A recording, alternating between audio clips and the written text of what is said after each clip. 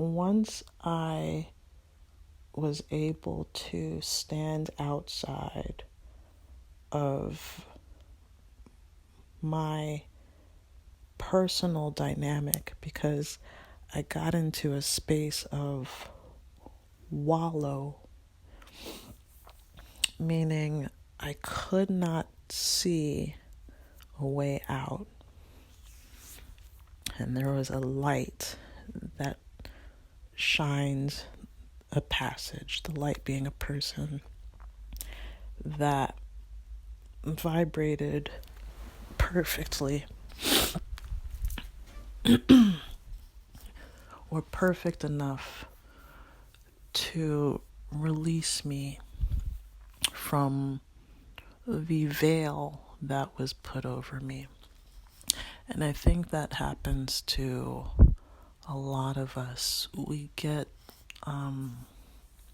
shrouded in a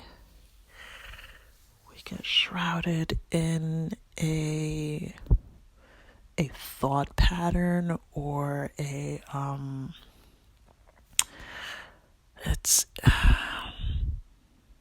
like something is over our eyes. I say veil, but I guess that's the best thing I can use at the moment. We have to sort of cut that cloth. And when you cut the cloth that is, it's over your windows, like, oh shit, I see reality. So you really have to put your energy into releasing yourself from your own imposed cell. It's like the movie Ready, Set, Go. Everybody is in their own little janky room playing this game where they outwardly live this fantastic reality in their avatars and they're winning. But when they take the goggles off, they are really, in that shitty room in the dungeon of the ship in the Matrix. There's a couple videos that I was never able to find again. And how you watch a video, or you listen to a video, you watch a video, and it like disappears from your grasp and you can't find it anymore. Sometimes that'll happen on like a TikTok or Instagram scroll. It's like, shit, I just had it, and then it's lost. So there's been a couple of videos that did that, but one in particular was about our eyeballs.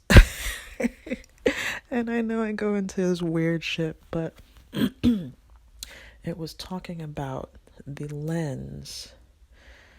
And I don't have the exact function of it because I would have listened to this shit 40 times, but it flipped the epiphany about the eyeball and the lens, and there could not be anything that we're actually looking at outside.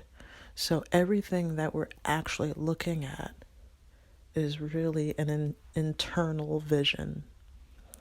And that's a thing that I'm struggling to navigate with. But when I touch on when they say nothing is solid, no matter, not matter and things that we can touch, nothing is really solid. They're just atoms floating so closely, and atoms are only wave signatures, and these wave signatures cause a perception, and our vessels are dealing with the perception of signatures. And that leads me more into, well, I can control the weather. I can influence this system I'm in. And I've seen my influence upon it.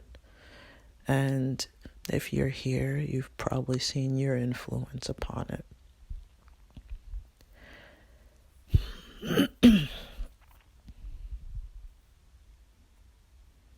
There's another guy I watch, and he's like, you can win the lotto, and you just gotta feel it, and you gotta feel it. You know, it's big feelings that create major shifts. And cultivating the intense feeling is all they talk about. Napoleon and this one and Allen, and all they talk about is cultivating that big feeling. But like in any computer system, there are laws, and then there are commands. And I have to command what I can. And knowing what I can command is the first step. So here's a little tip when it comes to manifesting in the holodeck. Take the best parts that you can remember. Take the things that made you feel the happiness. You know, it's the Peter Pan theory. Think happy thoughts if you want, or you can think those sad thoughts if they have a greater weight on you. Go into the depths of your own personal hell, and then ask for what you know you can get.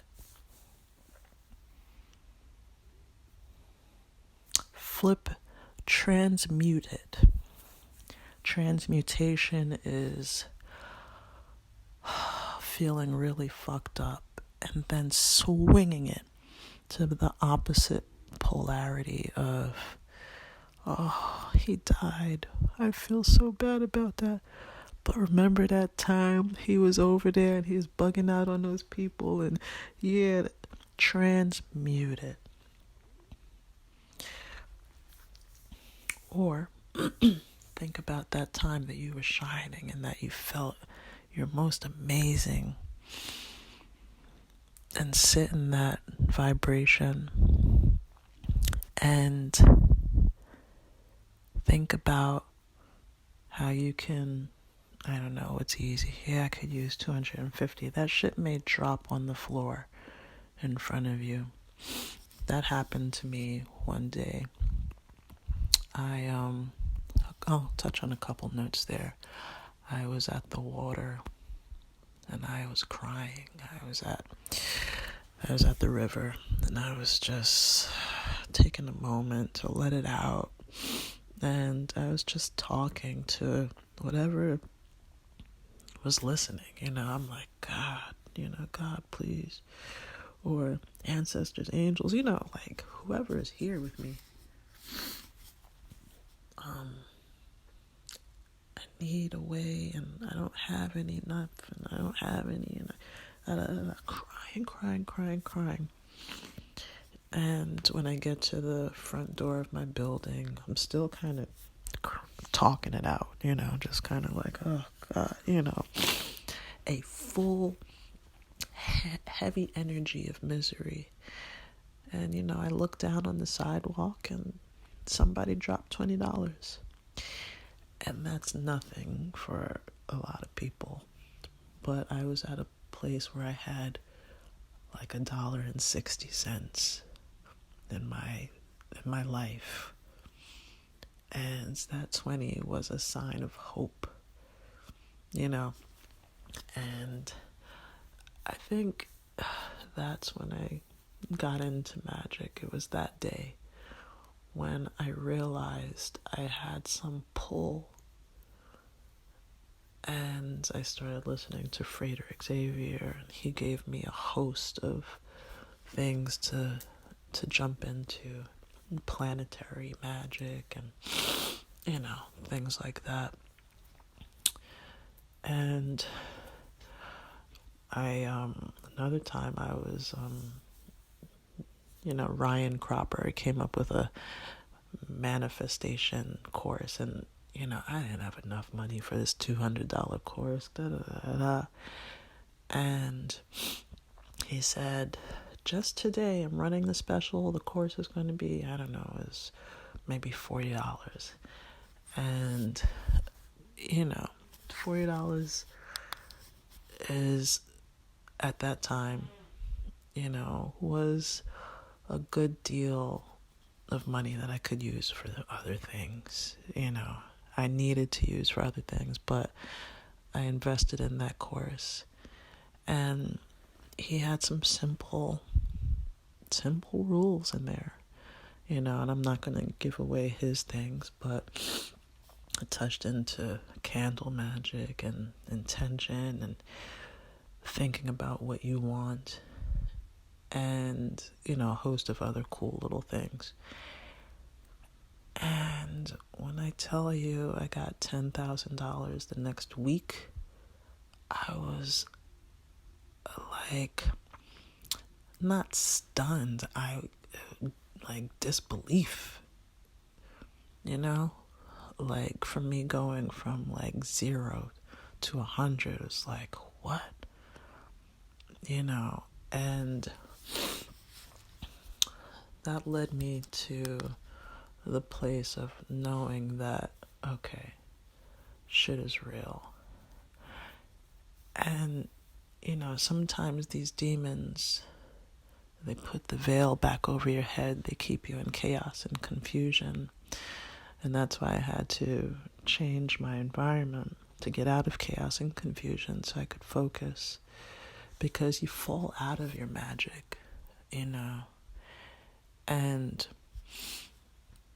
when going through this transition of being snapped out of the bullshit, removing the veil, waking up, shaking it off, standing my ground, and knowing that I am supernatural,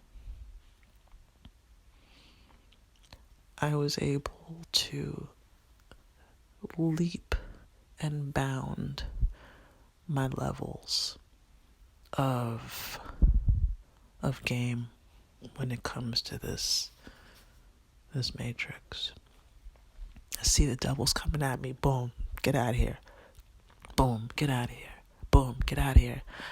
I jumped up at least 4 levels, and I'm not where I want to be, but I know how to get where I'm going for the most part. I know that I have the tools to forcefully move through. And, they say going into nature helps and all these other things. Yeah, I go into nature and I clear my head and I look at the birds and I let the sun soak in, and I'm thankful for that. That does provide a sense of peace, harmony. It allows me to see the beauty. My discernment is crazy. What I'm willing to engage in, it's not much, because I see through the bullshit. Nah, I'm not jumping into that. You missed me with that one. So, I hope this helps, because these are some key foundational things that help me move through. I don't leave the comments open, usually, because the haters hurt. But if there are any questions, you can ask. All right.